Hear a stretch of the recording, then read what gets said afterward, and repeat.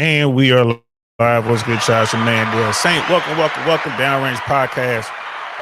Bam, we up in the building. How y'all feeling? Happy Monday. Happy Monday. Yeah, I got some I really want to know stuff pop.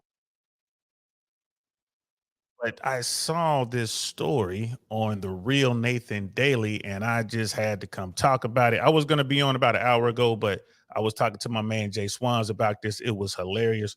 Uh, our conversation was hilarious, not this. Well, this is kind of funny, but at the same time, it's very serious.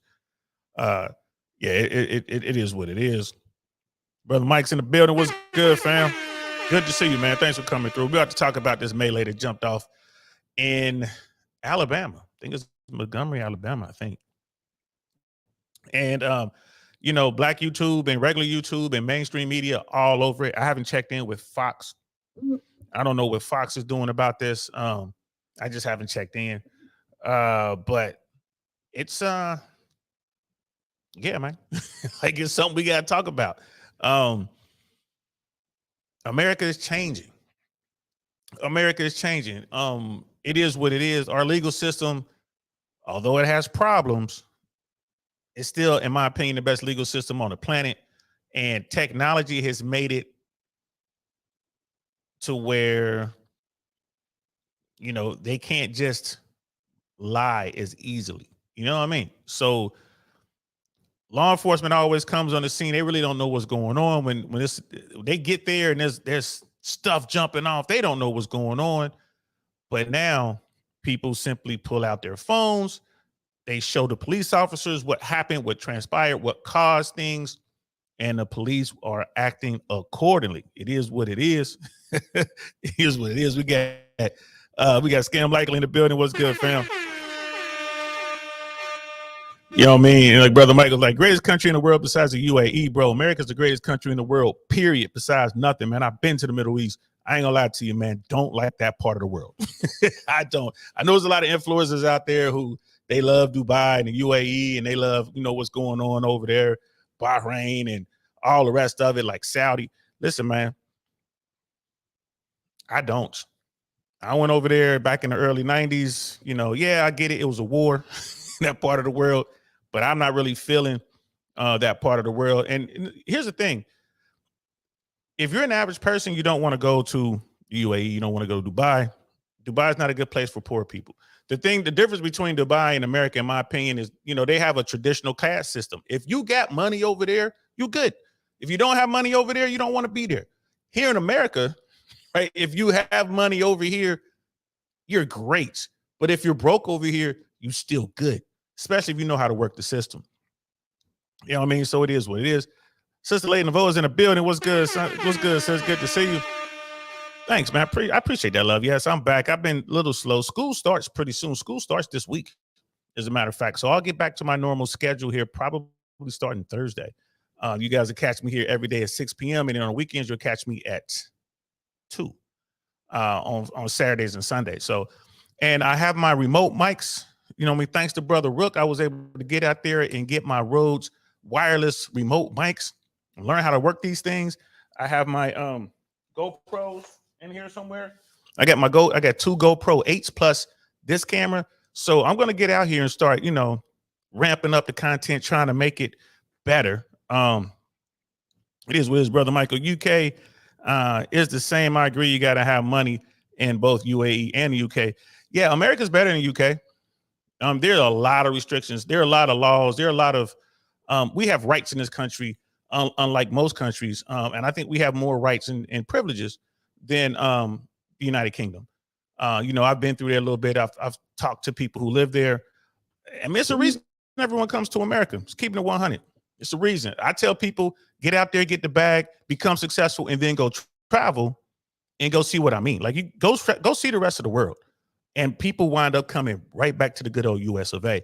I mean, if you're a United States citizen and something goes wrong, like if you get snatched up by some terrorist group or you get snatched up by some pirates, right? The United States military will more than likely come and get you. Right? If you get snatched up, it's a real good chance the SEAL Team 6 is going to come yank you out of that situation.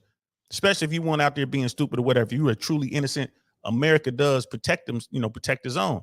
Whereas if you from Switzerland or UK or from wherever else, nah, nah, you better hope somebody can pay the ransom. Like, it is what it is. And Brother Mike's like, when am I going to link up with King Riches? I'll be hitting him up, man. I haven't reached out to him recently, and shout out to King Riches. Like, he always hits you back too. Like, I hit him up whatever we'll have a back and forth. Hey, first chance I get, bro. I told him if he comes to the States, let me know. There's a good chance. Well, I was hoping to be. Well, there's a good chance I may be in the UK towards the end of this year, and if I am, I'm definitely gonna reach out to him. Like, it is what it is. Brother Mandrell's in the building. What's good? My favorite Green Beret. Mandrell will tell you, man. Hey, brother Mandrell, man, what's the best country on the planet? Right? Where's the best country on the planet, bro? Brother Mandrell tell you, I can tell you what continent he doesn't like. He does not like the continent of Africa. You know what I mean? He does not like that at all, brother. Andre Terry's in the building. What's good, fam? Good to see you. Always a pleasure to see you, man. We got brother Knightish in the building. I really want to know podcast, man. Yeah, we're doing downrange right now. I'm still trying to finish splitting it out, but that's for you, brother. Miss Globe Girl's in the building. My favorite sailor. No place like America. Best country on the planet. For real. For real. That's what's up, Navy. I got a sound effect I'm working on for you, Miss Globe Girl. And when I get it, we're gonna have fun with that sound effect. But this is for you. Shout out to you. Thanks for your service. Thanks for being a salty Navy, a salty sailor, always keeping me in check. And I just bumped into a young sailor 4 days ago. And you know what she told me? She just got out of the Navy. She's like, yeah, we do have our names on our butts. Just saying there. You know what I mean? I keep bringing it up, but it is what it is. Thank y'all so much for rocking through. We got to have this conversation.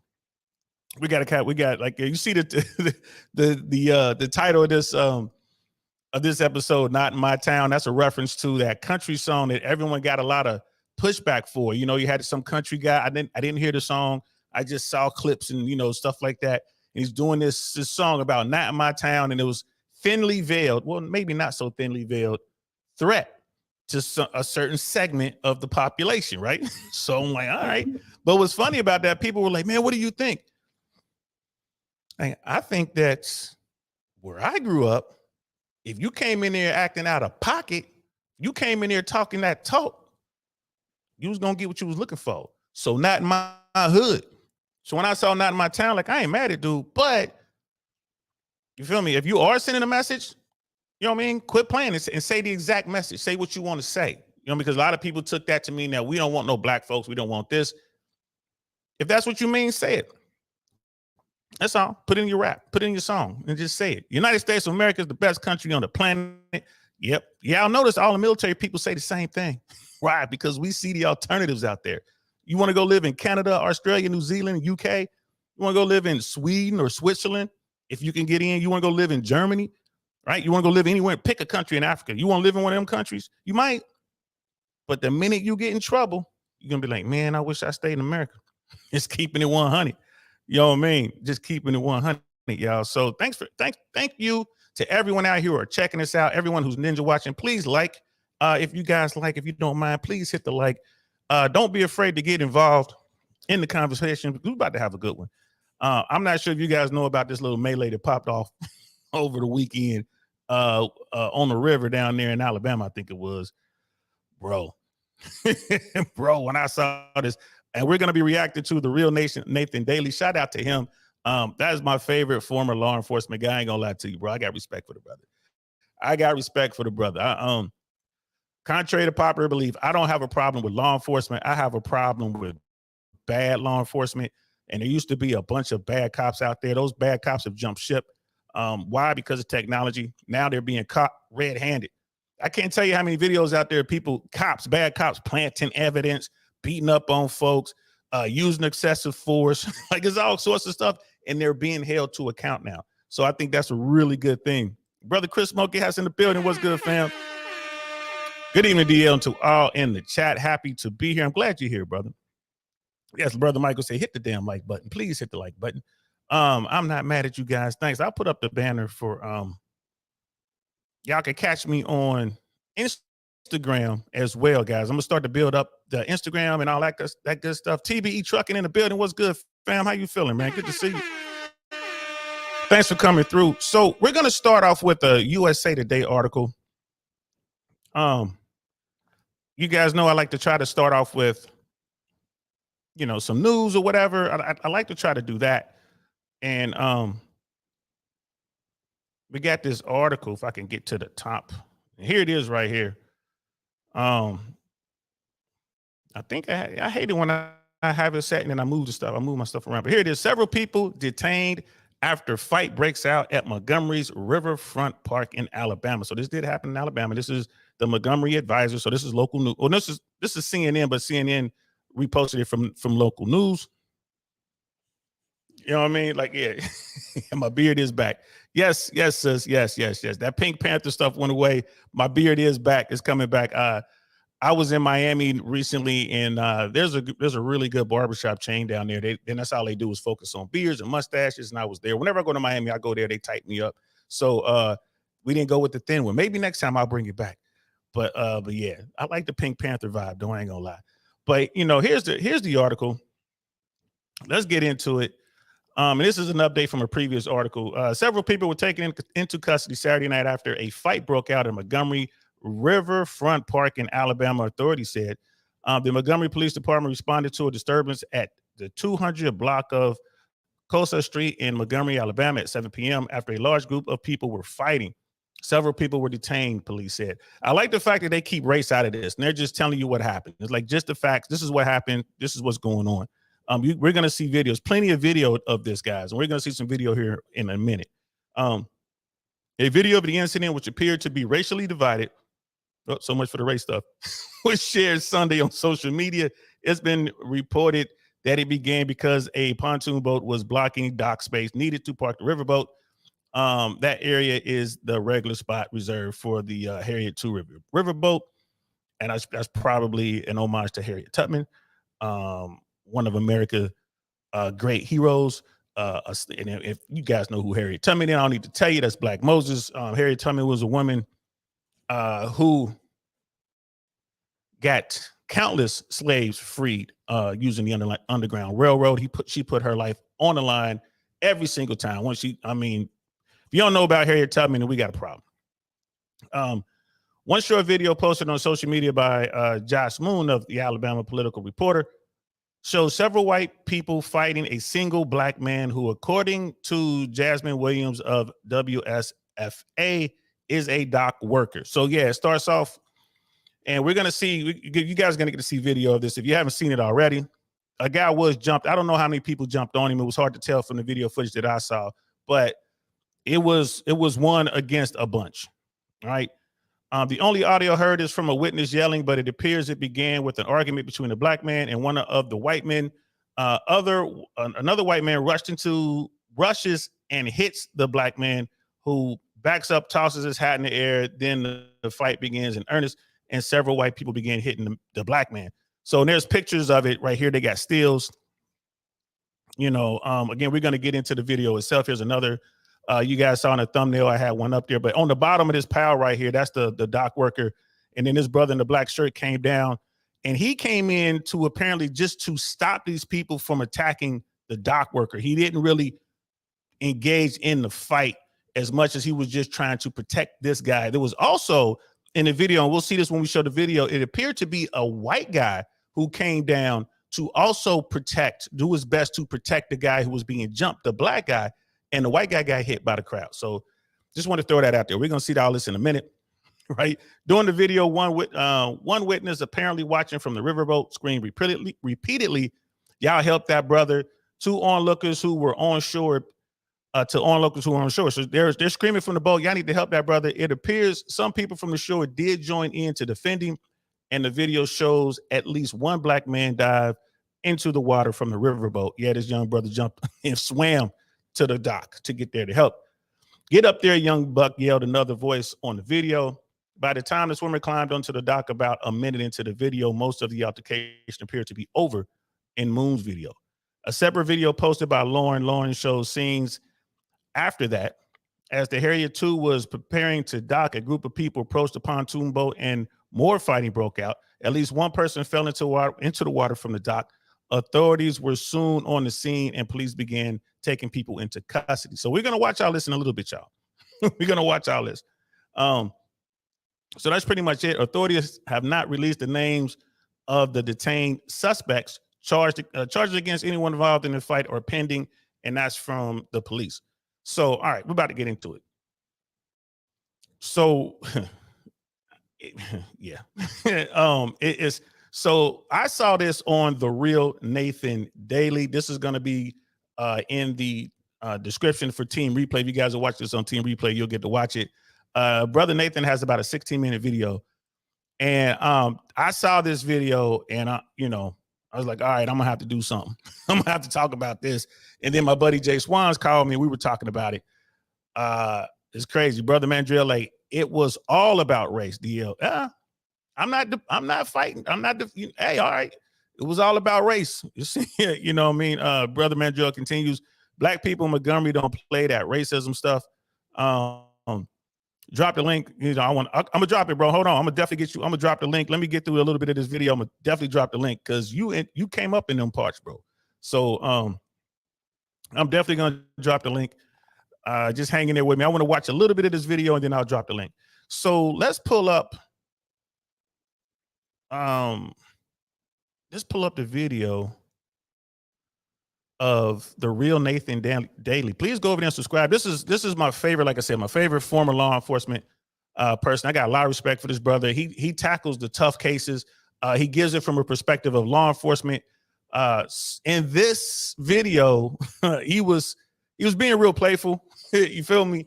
But yeah, Brother Mandrell's right, man. At the end of the day, you cannot ignore the racial element of this particular altercation. I mean, it is what it is. So let's get into it. Let's check out a little bit of this. Back to the channel. This is the RealNathanDaley, and I'm here with another reaction, and this time out of Montgomery, Alabama. Crazy all WWE Brawl action between, unfortunately, a group of white people and a group of black people. You guys, this is wild, absolutely wild. Didn't see this coming. But again, I'm gonna give you my thoughts on all of it. I'm gonna play the clip, but let me give you a little backstory first for those who are not familiar. And before we get into that, make sure you like the video, share the video. Also, check out our merch, get the merch, you guys. And so shout out to all those members and those who support the channel. So anyways, let's talk about this incident, you guys. This all started this past weekend on Saturday when a security guard who happened to be black, minding his own business, doing his job, he tries to get this gentleman to move his boat from the docking area. Why? Because a riverboat, commercial boat, needed to dock in that space. Allegedly, they refused to move the boat. He tried to talk to them. You could see there's like some sort of a disagreement. They get into a dispute, a verbal dispute, and then you have a white thug strikes the security guard in the face, and then you got a bunch of white thugs jumping in. Listen, I'm just reporting what I saw. Real facts. The white thugs, the white folks in this video did set it off. DL, why you calling them white? Come on, Saint, why you calling them white? Because they are. Right? You can plainly see it. They set it off. You can plainly see it. Right? And we're about to watch it right now. I just wanted to point that out. Brother Nathan is correct to call them thugs because they were acting up. All right. So you got thugs over here jumping, assaulting a security guard. It had to have been like 501. And then you have other people who are showing up, black people coming to save the day and protect the security officer, you guys. But the brawl gets crazy before the police show up. It is wild. I'm talking about pandemonium. Anyways, let's dive into the clip and then let's go ahead and do our reaction, you guys. All right. Oh. Y'all see that?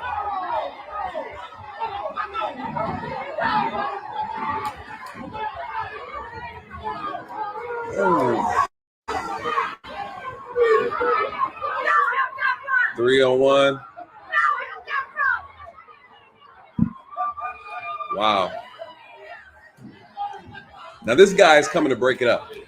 All right, he's coming to break it up.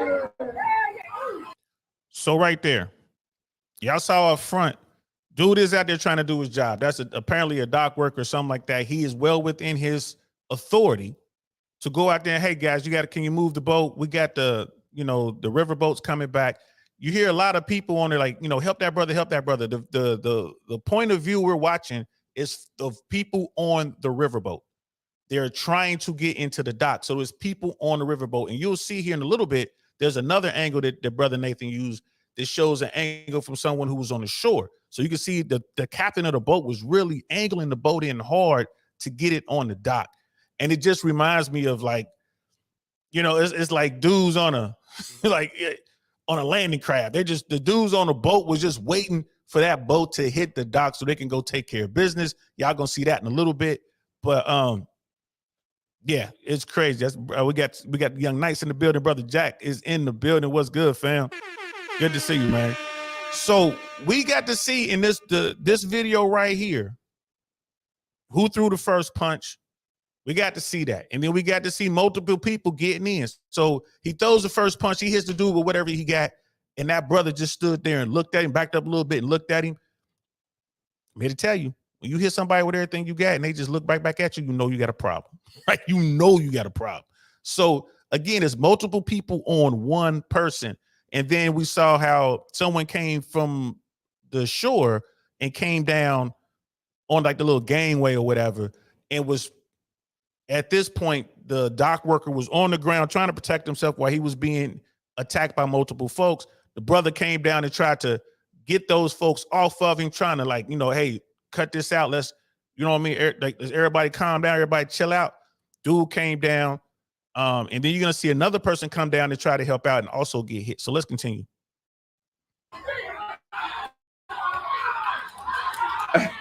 This guy, he's swimming over to the action. Right now, that's coming from people on the riverboat. That young boy done swam over there. He tired. I'm telling you, man, he tired right now. I don't think he got any gas left for the fight. Get up there, young buck. He said he ready for this. He said he got squabbles. He's ready. All right. Woo, he took the work shirt off. You take that work shirt off. That's it. My brother said.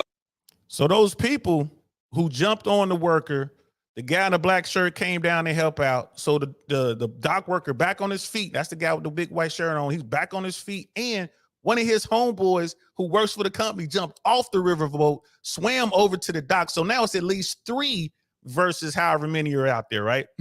So it's at least 3. Right. And then you hear all the people like, yo, help that brother. It's a lot, people screaming. Why? Because there's a fight. Y'all know what it is. Brother Paul Bennett's in the building. What's good, fam? Great to see you. Good to see you. Good to see you. So, as you can see, there's a lot going on. So, and again, this angle is from someone who was on the riverboat. And the riverboat needs to dock. Let's continue. I'm clocking out. He said, I'm clocking out early. He took that shirt off, you guys. It's game over. Okay, what happened? Let me do a quick little reaction to this, and then I'm going to play the second clip, you guys. All right, so this is what's going on. As you see in the video, all of a sudden, the man is struck out of nowhere, right? Looks like he's trying to explain. He gets popped right in the face, all right? Immediately in the face. All right, so then we're on. It's fighting, they're going at it. The man goes, he does his he does his Michael Jackson move. So like I said, dude came up and hit him. He hit the worker, and the worker's just like, what? Took that blow. Threw his hat like, man, it's on. Because the guy still, the dock worker is thinking about his job at this point or whatever, but he got assaulted, y'all. And if you punch somebody, I'm here to tell you, that's not just assault, bro. That's aggravated assault, maybe battery, depending on how they do their laws. It's a difference between smacking someone with your open hand and punching with a fist. I'm not an attorney. I'm not a prosecutor. Let's just say that I might have a little bit of first-hand knowledge. I might have a little bit of first-hand knowledge about this right here. So that's what it is. But he hit dude, and dude just like, you know what I mean? Like, for real? That's all you got, homie? So let's continue. And he flips his hat in the air. I don't know why he did that, but that right there was next level. You thought this brother just graduated from college where he flicked that sucker off in the air. So anyways, he does this move here. He means business. So here we go. This white thug, I don't know where he came from, Boom, hits him again. God damn. Okay, hit him again with the 2-piece. They're going at it. They're fighting. Guys, we don't know. So he has him by the throat. He got him, and then boom, this guy coming here with the rock knee drop. He hits him with the knee, drops the guy on the ground. So okay, here we are. Okay, we don't know where that guy came running out of nowhere. He sees his homeboy getting beat up, and he comes down to the attack. Now you have looks like 4-on-1, right? Now look at this guy. All right, check this guy out. You guys might not have noticed this guy in the blue shirt. I don't know what his relation is. I don't know if he's an employee. Looks like an employee college shirt, but he's trying to break it up. Look what he's doing. Boom! That brother got punched, right? So you got the white boy. He's there to help out. He's just like. So y'all see this, right? It's out of control. So again, not to make this racial, just easier to describe folks by their race in this video. The white people are wrong. They started this stuff. They attacked an employee, a person who I'm pretty sure he identified himself as such. You know, he's wearing, the uniform. He's saying what he's saying. They attacked him. One guy attacked him. And then another guy jumped in. And then you got multiple people jumping in there. And then you got another guy who's white, who's not with the aggressors. He comes up. He's trying to do something about it. He gets attacked. Right. And then you have the black guy who had on the black shirt that came down to get them up off the employee in the white shirt. Right. Which is about to happen. So let's continue to watch this. Hey, listen, y'all chill. Calm down. Sklat. He got popped in the face. All right. So listen, it only took him one time. That brother moves off. He said, listen, let me mind my business. It ain't that serious. This brother, we got a black guy coming down. He's running down the ramp. You would have thought he was going to people elbow somebody. He chose not to. What do? He comes with peace. He's like, come on, y'all, chill out. Chill out. The guy pushes him. He's still not striking nobody. He's trying to get everybody off the security guard. He does a good job, right? Look at him. He does. All of a sudden, you got Aquaman. This brother jumps in, and you see he's doing the Michael Phelps move. He's trying to get to the action. This brother want all the smoke. He in there. He want all the smoke. Yeah, like I said, brother Nathan got played for on this, but he got a good point. I love the way that he's breaking it down. That's why I don't really have much to say, because he's covering it really well. You have the employee gets attacked. You had a white guy who tried to help and he got attacked. You got a brother that comes running down there, a big dude, and you notice the aggressors, the white people, they backed off a dude when he came down that ramp. And like brother Nathan was saying, the dude didn't come down ready to knock somebody out. He was just trying to get them up off the employee. Right. So when I watch this and I'm looking at this now, I'm like, man, those white folks were so lucky. It's so lucky that there wasn't any real thugs on that ramp. The only thugs right now, the only gangsters was the white folks who was acting out of pocket. Now, here's the thing. There's some real brothers on that boat sitting there waiting for that boat to dock. And we're going to see what happens when that boat docks. It's like, boy, it's like Normandy Beach, man. It's like, you know what I mean? It's like Utah Beach, boy, doing, you know what I mean, World War II. It's like Utah Beach, bro. That gate opens up. No brothers come out, shirts off, ready for war. Dreads out like, hey, they coming to get you, bro. Just wait. Y'all gonna see that because it's gonna be from another camera angle. But he's right. This brother is swimming, jumped off the boat to go help his co-worker. I'm only assuming this is co-worker because I've seen some other clips, and you can see the young brother who's in the water. There's someone that has him on video on the boat watching, and he's like, you can see his help is trying to want to do something. So he decided to just go and jump in there, gonna help his homeboy. So let's continue. So he in there killing it. Look how he's going. He's swimming. He's swimming like a whole high school champ. He looked like a fish out of water, though. He ain't making grounds. But anyways, he gets there. Check this out. He gets there. This is okay. The person in the green right there, you don't see the green coming around the corner. That woman. That's important for the second video. Keep your eyes on the woman in green. Right here, this is a woman in blue. Listen, ladies, when you see men fighting, please just turn your camera on and step back, okay? Do not get involved when men are throwing blows. All right, more black people show up to... Facts, ladies. Y'all see the altercation? Even if y'all start the altercation, which a lot of ladies do, Back off. When men start fighting, get away because y'all will get hurt. Y'all will get hurt fast. Brother Mandrell, he was like, stop the cat, big bro. You know well that it was about race. You know full well it was about race. Listen, I do my best to stay in the middle. I've had my share of race issues coming up where I came up, and I ain't got no problem dealing with it. You hear me? I personally don't have any problem dealing with it. You come to me with drama, and I don't care what that drama is based in. You come to me with drama, I'm gonna give you a pass. I'm gonna try to, hey man, it's cool. But if you don't walk away, I ain't got no problem dealing with it. None whatsoever. I don't care how many y'all is. I don't have a care. Trust me, I'm prepared. We'll just leave it at that. You know what I mean, Brother Paul Bennett? Avengers Endgame on your left. Yeah, the Wakandans showed up. They sure did, bro. Wakanda forever. Let's continue. To come to the rescue of the security guard, right? So the guy who's swimming, Aquaman, he take his shoes off or something. He said, man, where's it at? So look, security guard ready. He take his shirt off. He taking off the work. Oh, he said he's ready. He's about doing what he's doing. All right. So he's going over to the boat where the patrons are at, and they're about to get busy. All right. So that's section 1, you guys. Now let's dive into video number 2. This video is taken from a different angle where another group of patrons were watching and filming. And listen, they caught it all on camera. This is all before the police show up. So let's play this video and let's see how this turns out. Now, this video right here, this footage is coming from the people who were on shore. So the other footage we were watching, that was coming from the boat. This footage, you're going to see that boat, the river boat, in the background. And you're going to see how aggressive the captain got to maneuver that boat to get that boat onto the dock. Right. So the captain was aware of what was going on. The crew of that riverboat was aware of what was going on.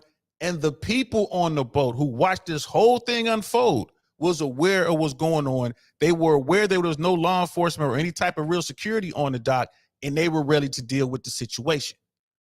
You hear me? So let's check this out, y'all. But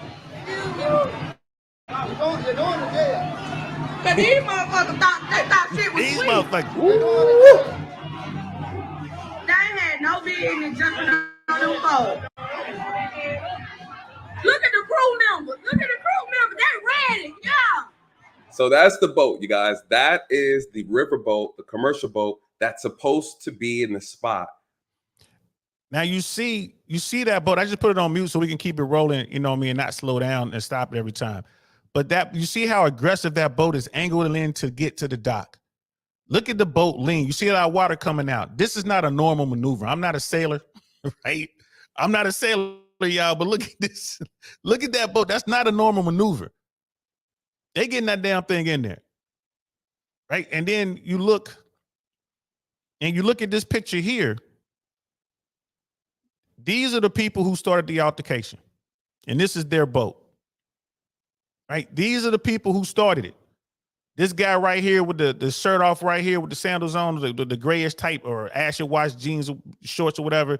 That woman was out there. This dude was out here swinging, right? These are the people that started it. And here's the thing. Here's something I want to throw in here real quick. These people committed these crimes and they think it's all good. They're not even trying to leave. Me, I'm like, get on the boat. Let's get out of here. We done assaulted somebody. Let me put myself up here. We done assaulted somebody. Like, yo, let's load up on the boat. Let's get out of here.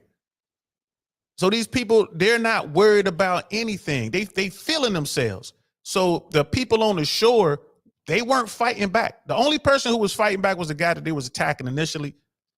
And then you had the black guy who came down to hey, y'all gonna back up off of him. And then you had the young brother who swam over to the dock and he got up. Now it's at least 3 brothers, and everybody else from the boat, the real quote unquote gangster white guys. Where are they? Where are they? Now you got at least 3 dudes. What's up? It's still like 4, 5, 6 of y'all. What's up? They're nowhere to be found, and this boat is coming into the dock. So they didn't even. I'd have untied my boat and been out of there. That's me though. I already know I know I'm wrong. I know I done broke some laws, right? Man, let's get up out of here. But now these people are, this is the privilege I'm talking about. These people aren't worried whatsoever. The white folks aren't worried. Why? Because historically, they know when things like this happen, black people get arrested. Right? Historically, that's what happens. Like, y'all know I'm in my 50s. That's all that always happens. Like, bro, even when I was in the right, I didn't want the police to come up because they're going to put me in handcuffs. Right? And then the law enforcement, when they figure out what happened, they figured out that I was wrong. They're not even trying to tell me how to press charges. They just telling me, like, why don't you just go home? You lucky. You lucky. I'm lucky. But let's continue. Uh-oh. A thug. No rhyme or reason. The man had no weapons on him, no nothing, doing his job, and you decide you want to gang assault him. Thug behavior. Listen, and they are about to get a lesson. Shout out to Jason Aldean. What'd he say? Try this in a small town, you guys. This is what it looks like when you try it in a small town. The community comes together respectfully and defend themselves against thug behavior. This is what Jason was talking about, you guys. This is, I mean, it's perfect. Textbook example. We're about to see it right now unfold.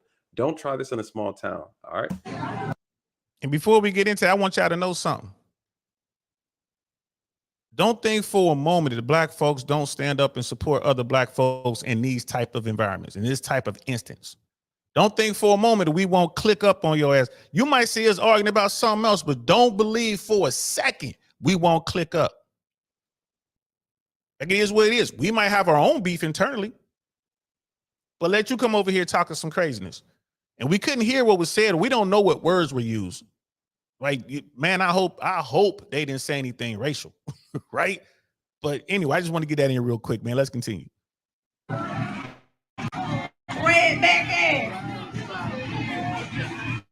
Look at them. They all coming back talking. They should be untying that boat and getting the hell out of there. That's what I would be doing. Man, they couldn't do that with that man. Look at this dude right here. He was part of that. He walking up here like he all big. He walking through everybody. Here go one of the guys.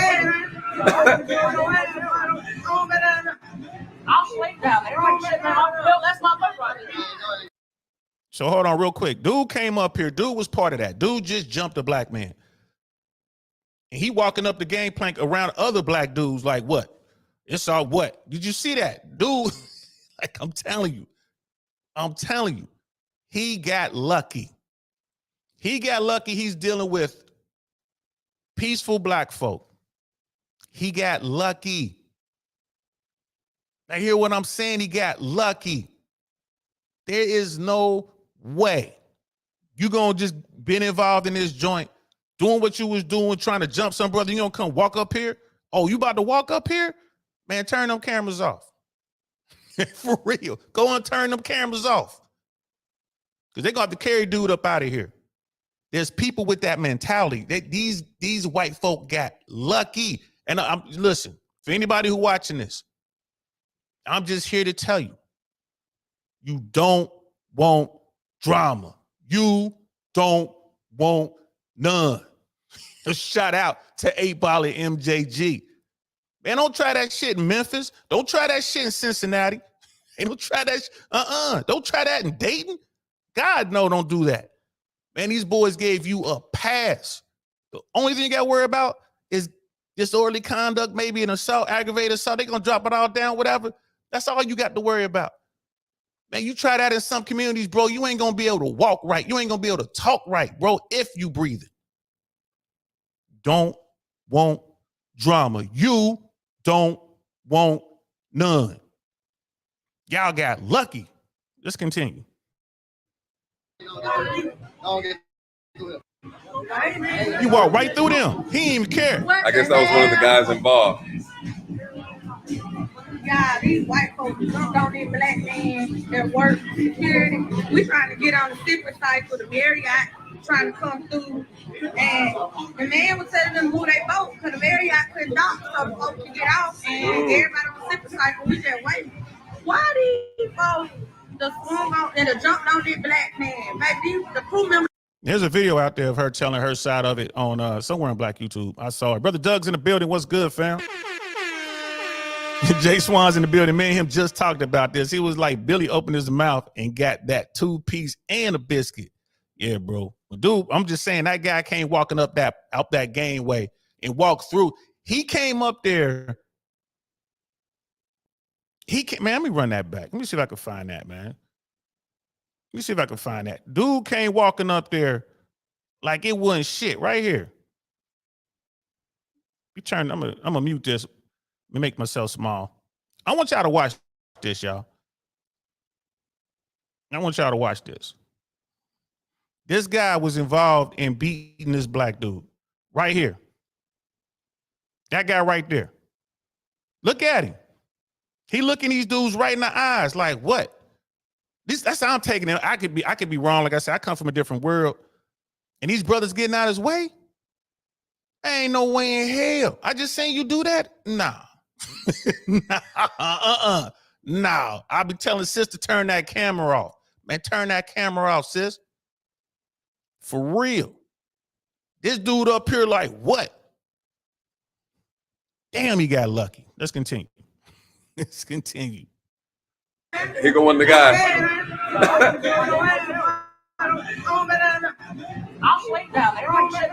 Look, he stopped. He talking shit. Look at that. He is talking big. Look at that brother standing there like, Yo. Hey, bro. Yo. This dude talking big. Hey, man, sometimes you got to give people what they're looking for, man. Sometimes you got to give them what they want. Sometimes. And again, it depends on where you from. This guy is up here, walk right through him like, what? Walk right through him. After they just got finished assaulting this man down there, they just jumped on this black dude. And they like, what? You gonna come walk up here? Listen, y'all, I come from a different world. I come from a different era. Ain't no way in hell we gonna let that slide. Ain't no way. And look, I'm having trouble with my signal. You two don't want me talking about this, y'all. He don't want me talking about this. Ain't no way. We ain't letting that slide. Brother Dino's in the house, man. What's good, fam? He's like, I need a translator. What she say? She just talking. She just talking. You know, it's just that, you know, that normal stuff. But it's another part coming up that y'all got to see. That y'all got to see. You know what I mean? Brother Doug's in the building as well, man. Salute to you, man. I'm gonna give you another one. I don't know if I gave you a horn blast or not. There you go. Talking shit. What is he saying? I don't know. My thing is we can't tell. He's saying something. We don't know what he's saying. And that's just me. To me, I'm like, you ain't even got to say nothing. Once you come, this the way you carrying yourself, the way you walking, and you slowing down and you talking, you saying something. He might be saying whatever he's saying. Who knows what he's saying? I don't know what he's saying, Brother Doug. Just keeping it 100. I don't know. But remember, a lot of times it's not what you say, but it's what other people hear, is how they take it. You ain't just gonna jump some brother and come walking up this ramp and stop in front of me and say anything, bro. You ain't gonna say nothing. It's just some people. It's you know what I mean? It's just and guess what? I'm not the only one that thinks that. There's some people on that riverboat that thinks the same way, and they just waiting for that boat to dock. So let's watch and see what happens. Security, not gonna assault who else? Innocent people, and think you're gonna get away with it in a small town. And this is what we're about to see, you guys. They ready to move. They ready to move. Ooh. Yeah. Here they come. Oh snap! Oh my God! Oh, these look like some of these. Ooh. There it is. You don't want drama. You don't want none. This is what those brothers was on the boat. They watched the whole thing, and they about to come see you. When y'all hear me say that, somebody gonna come see you, or I'm about to come see you. This is what that means. This is what that means. And mind you, the one guy that was walked up the plank, that walked up the little gangway, that I was like, he might be talking. He walked up there all big and bad. We're gonna keep watching. Let's keep watching, y'all. Let's keep checking this out. Woo. Uh-oh. That's the lady in the green I was telling y'all about. Oh. My God. Oh, the police are there. Okay, the police are there, but it's a little too late. That what you get. Oh, tie ass up. I'd have just pepper sprayed everybody. I'd have just been throwing the spray around. She whipped her ass. Oh, someone got thrown in the pool. I'm in the water. Tie his ass up. Cause y'all were wrong.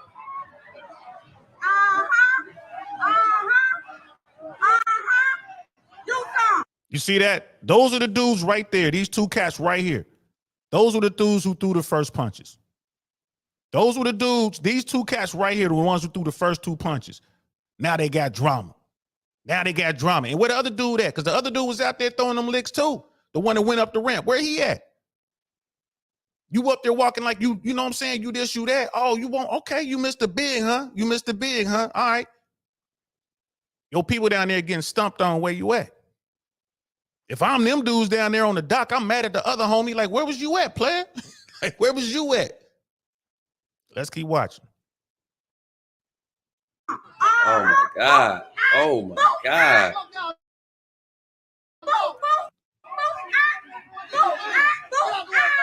Not the boo She is hurt.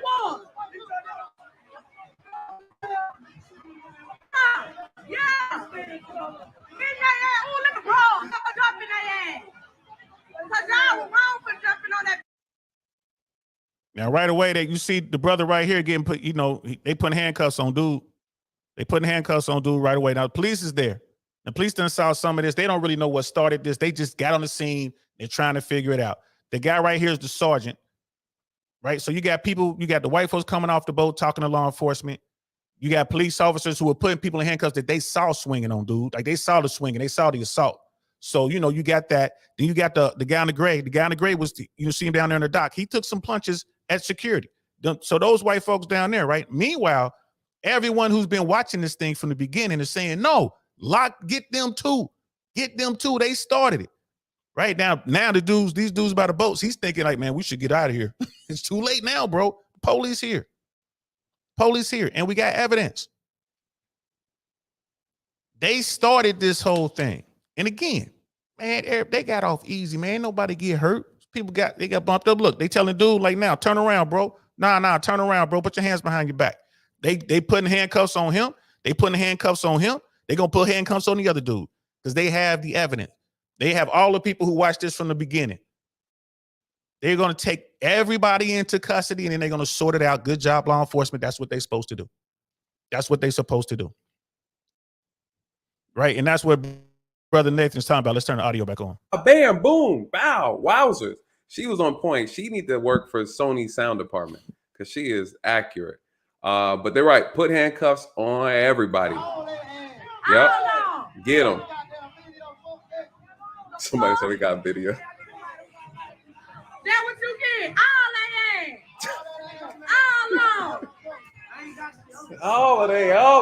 All of them. They ain't got no cup. All they motherfucking ass. Cause they should have did that. The man with the white shirt on. Good job, Sarge. Yep. They point him out. Yep. Yep. That, especially that one right there with the running knee kick. Yeah, get him. You should have did that. Yep. Man, we were waiting to get on the boat. He worked here. They can't do nothing. I love the brother. Oh, he said that brother right there. That's people be talking about no snitching. Shit. Now when it's in a place like this, ain't nobody got nothing to worry about. Like, man, it was him. Look, they telling law enforcement, get him. And when this happens, law enforcement needs to act on it. It is what it is. This is the only way law enforcement works. Because if we don't have law enforcement to do this, then it's going to be left to everyone to use their own devices to take care of this business. And the problem is this: you don't want to see that. We need law enforcement. If all you people talking about defund the police, defund the FBI, man, we need them, right? If you a gangster, a criminal would tell you like, nah, we need the police, bro. Stop it. The criminals, I know criminals be calling the police when they get themselves in the corner. Like, man, you better call them police. I don't feel like catching these bodies. And call the police, please drive up and we can get out of here. I've seen people do that. You need the police. If you remove law enforcement, the vast majority of America is not ready for that type of society. They're just not. They're just not. There's some of us who are. I came from basically a lawless society. I can't come from certain places in the hood, the police don't even show up. When you call them, they take their time. So, like I said, these people that started this melee, right? The white folks that came out there doing what they was doing, they should be happy they in handcuffs right now and not laid out on the stretcher somewhere, because that's the other side of it. Let's continue. That's the one. He did that. Yes, that's how it's supposed to go down. Not in a small town, you guys. Absolutely not in a small town. I love it. I love it. I love it. Listen, let me run it back. Y'all might have missed some of the melee. If y'all haven't, listen, check out the video. I don't want this video to be too long. Listen, this is what it's supposed to look like. Facts. Citizens coming together, protecting and serving the community. Did you hear that? Citizens coming together to protect and serve their community. This is a former cop. This is what it's supposed to look like. No one got hurt. No one got hurt, y'all. No one got hurt. Like, it's a lot of people who might be watching this and they're thinking whatever. They have their own point of reference. From my point of reference, I've seen altercations pop off, and bro, people were never the same. Never the same. Like, people, you get hurt, man. Like, for real, get hurt. I'm talking about they just laying there twitching. I've seen it. Right. And we certainly had the personnel on scene for this one. We certainly had the personnel for that to happen.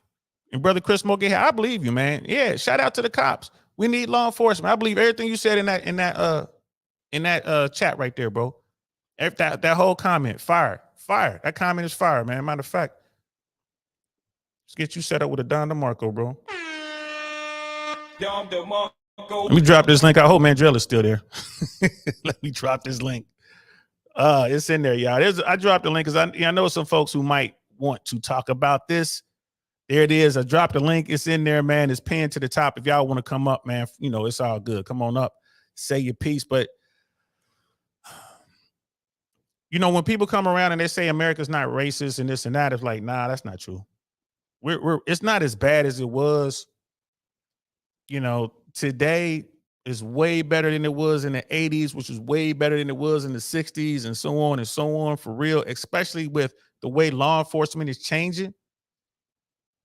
Right? Back in the 90s, bro, only people who would have got arrested, only people who would have got charged in this particular melee would have been the black folks. It would have been the black folks. There would have been no other proof. And then, you know, people will start getting into your background. Well, this guy has he's been convicted of jaywalking, so we can't listen to his account. And that person over there, it was racial, y'all. The prosecutor wasn't trying to charge nobody other than black people. Man, a lot of people like, man, that's just wrong of you to say. Bro, look at the prison system, man. Who's locked up and for what? And look at how much time they getting versus other folks. There's definitely a racial component. There's a gender component. I mean, it is what it is. Y'all know me, man. I don't hate the players. I hate the game. That's why if it were me and my homies and we was in a boat and we just jumped some white boy who worked there that was telling us we needed to move our boat and we just jumped him and it's a boat full of white folks trying to dock, man, I'm getting the hell out of there. We untying that boat, man. We out of here because first, I'm wrong. I ain't trying to deal with that case. I would never do anything like that because that's just stupid to be a grown-up fighting over something like that. I'm just going to move my boat. I'm pretty sure alcohol plays a role in it, right? It is what it is. But I'm getting the hell out of there, personally. I can't tell you how many times I've had altercations where I knew I was wrong. I knew I was wrong enough. Like, let me get the hell out of here. I ain't trying to get locked up right now.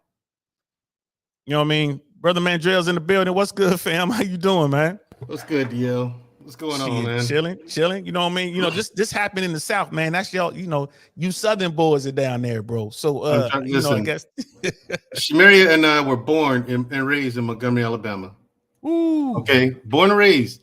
And I currently still live here. Well, I moved back here, right? Gonna move away too in the next year and a half or so. But I say this. The whole racism thing. If you're white, don't come down here and play that. There's still covert racism, where it's behind your back and not in your face racism. You know, there's always going to be that. But that in your face, calling you the N-word, stuff like that, we're going to lynch you. No. Black people ain't playing that down here. No, you're not. And we're not saying those words were used in this particular altercation, but just letting you guys I know. guarantee you that those words are used in this particular altercation. I guarantee, because stuff like that don't.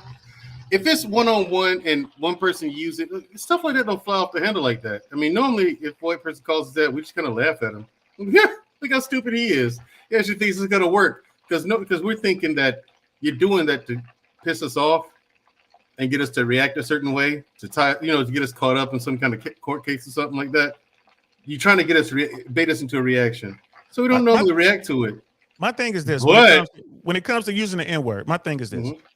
It shows me how committed you are to that particular altercation. It shows me how bad you want it. When I hear you say that, like, oh, you really? Oh, we know it too. We know it. Oh, yeah, he wants to smoke. That's cool. Whatever, I'll be that. But don't put your hands on me, because once you call a black person here the N-word, then you put your hands on them, you're gonna get everything you're looking for. Because now we're gonna make you pay for what you said. You know what I'm saying? And you put your hands on us. Now you're giving me the reason to do so. Now I can do it. Now I can do it to you and get away with it. And I'm going to do it. In the Midwest, it's a little different. In the Midwest, it's a little different. You use the N-word as a rap. You ain't got to touch me or nothing. If you use the N-word right away, we looking around for cameras like, okay, where can we catch this dude where there's no cameras? That's our mentality. At least that's what it was. Yeah, it's kind of the same thing here. Like if we can get away with it, yeah, we're going to make you pay for it. But 9 times out of 10, we're thinking, yeah, this is set up. Yeah, it's set up. Yeah, this is set up. Let me just walk away. And we do. You know what I'm saying? But because here it's kind of different. They have tried to trap black people like that. But see, now the word's out. And we know better. You know what I mean? And technology is better. Now you got people with cameras everywhere now. Right. And don't think you're going to come down here and get away with that. No, you're not. Nope. It ain't happening. As you see there. The troops came. If it's a one-on-one thing, fair enough. Someone would have came and tried to break it up. Someone would have came and tried to break up the fight. That would have happened. It happened here. A dude came and really just tried to get them up off him to break up the fight. He didn't come down to. It was too late then. No. 4 or 5 of them jumped on that one dude. You ain't stopping that now. Now you can't stop it. Don't get involved. If you're not involved, look, if 4 or 5 white men jump on one black dude or one black woman, if you're white, stay out of it. You're not containing that. If you're white or any other race, stay away. If 3 or 4 white people jump on one black person, this ain't your area of no. You're white. You can't stop shit. We're not listening to anything you say. You got nothing to say in this matter. You got nothing to say. No, we ain't trying to hear that. Now, I will say this, because there's a lot of people who they'll point to this incident and they'll say, see, there's going to be a race war. I still don't think that there's going to be a race war. There's not. There isn't. I don't think that. And the reason I think that is when you look at the white nationalists and you look at the skinheads and you look at those type people, when they're out there doing that, then you look at Antifa. They call them, like the anti-fascist folks come out there. That's white folk on white folk. That's white on white. But y'all go back and look at the tape. It's not like it's a whole mob of us. Like, ain't no thugged out dudes out there. They sitting in the background. They might be watching, because it's just cheap entertainment, but they ain't in the melee. And like I tell people all the time, I'm like, listen, y'all, these dudes, like that song says, right? You bring that to this town. There's a video out there in the internet somewhere, when Trump first came to be, when the Trumpers first started having their Trump flags and stuff. I want to say this was in the DC area. It was somewhere. All these Trumpers got riled up in their vehicles and everything, their big lifted trucks, and they tried to drive to the hood. And brothers was like, came out like, nah, y'all get out of here with that. Real calm too. They were just talking like, nah, y'all get out of here. We have a right to go wherever we want. I ain't gonna tell you again, homie. And then because this was on the soil, you hear me? This is in the city. And then the police was sitting there, and the police was like, you heard what they said? Y'all go in there if you want to, we ain't coming. And guess what? All those Trumpers turned around and they left. When it comes down to it, ain't nobody trying to get it. These people with these mentalities on this race stuff, man, is a very, very small section of our population. There's extreme weirdos on one side, man. It's extreme weirdos on both sides, but man, they ain't trying to get that drama. Most people aren't What's trying to your get take the on drama. Most people are non-confrontational anyway. You know, I don't get why they try to jump in on it. Like, why? I don't get why the guy swung on the black dude anyway. All you had to do is follow the directions. You see the riverboat that needs to dock, and everyone in Montgomery knows that the riverboat docks there. Everyone, there's no mistaking it. On that river right there, that's yes, normal. on that one dock right there in the whole river. On the whole river, that's where the riverboat docks. Everyone here knows that. Why would you dock your boat there? I don't know. Like, what are you doing? Like, everyone's gonna be like, what are you doing? Why would you dock there? You know that, like, even if there's no riverboat there, you know that the riverboat docks there. Now, what they don't want is for that brother to call the game warden. Game warden, what people don't know is the game warden worse than the police. Game warden to take your money, take your vehicle, take your guns, take your car, take you to jail, and write you a ticket. Game warden hook you. You don't want to act right out here? Game warden's gonna hook you. All right, I'm gonna hook you right on up, partner. Game warden take your money right out your wallet, and look, there's nothing you can do about it. I thought he was gonna use it for drugs. Damn. Game warden, listen, game warden, there's nothing. You ain't getting that money back. You're not getting it back. The game warden would take your money right out your wallet. All he has to say, I thought he was gonna use it for drugs. Yeah, you country boys or something else. But I tell you what, but you know, here's the thing. I'm pretty sure there was alcohol involved. I'm pretty sure those people in the boat was, you know, they had that liquid courage running through their system. But there's no excuse for it. And I mean, it's just another excuse of people behaving badly. And again, this turned out, this was the best result for this sort of thing because no one got hurt. No one really got hurt. A couple bumps and bruises, whatever. Yeah, somebody got punched, knocked around. Somebody got thrown in the water. Someone got hit with a plastic chair or something. No one really got hurt, you know, because I said it didn't get loud. It wasn't. I mean, glorious thing to see, though, man. I'm like point proven. Do not come. This thing is that happened down there at the Riverfront Park, right? There's an ample, and that's where it's happening in Montgomery. Like, if you ever came to Montgomery, that's the area that I would take you at to show you Montgomery, like to have a good time.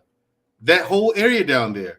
There's an amphitheater down there. That civil rights museum's there. The slavery museum's there. Yeah, they pull that shit near a slavery museum. That's where they pull this nonsense at. Probably the very docks that those people's ancestors were sold on. Probably, yeah, exactly. That's where they pulled this at. So it's like, all right, you asked for it. Yeah, you got exactly what you was looking for. So you're gonna get, and these people who did this, right? So they said that the news was reporting that there were 4 people who are gonna be charged, and I don't know who those 4 people are. I don't know if it's gonna be like just 4 white folks or some black folks were charged. I don't know. Yeah, the word's out. We already know who they are. But here's the thing: the civil case is just gonna come behind this, right? That guy that they jumped is gonna be able to get some bread. Y'all own the business. Yeah, because they own my job, and they own the business out there in Selma, right? Ooh, I mean, Selma, it's your platform. Yeah, they own the business down there in Selma. Yep. Like I said, the word's out already. We already know I knew who they were yesterday. I found out on accident. I wasn't even trying to look for it. So, yeah, listen. Yeah, and I live on the east side of Montgomery. Okay, that's downtown. All right, that's a good 20-minute drive away. So, yeah, even I heard about. Even I know where they are. I know who they are. There's pictures of it. There's a family photo of them floating around. Yeah, I can show it to you. I'll pull it up right now. It's out there. Yeah. There's another YouTuber, another pretty big YouTuber brought that up. Yeah, their business has already been boycotted in 2009, if it's still standing. But you know, they're gonna come out on like that. Listen, that racism stuff here in Alabama, it's not a thing. There's too much things. There's too much trauma about it here.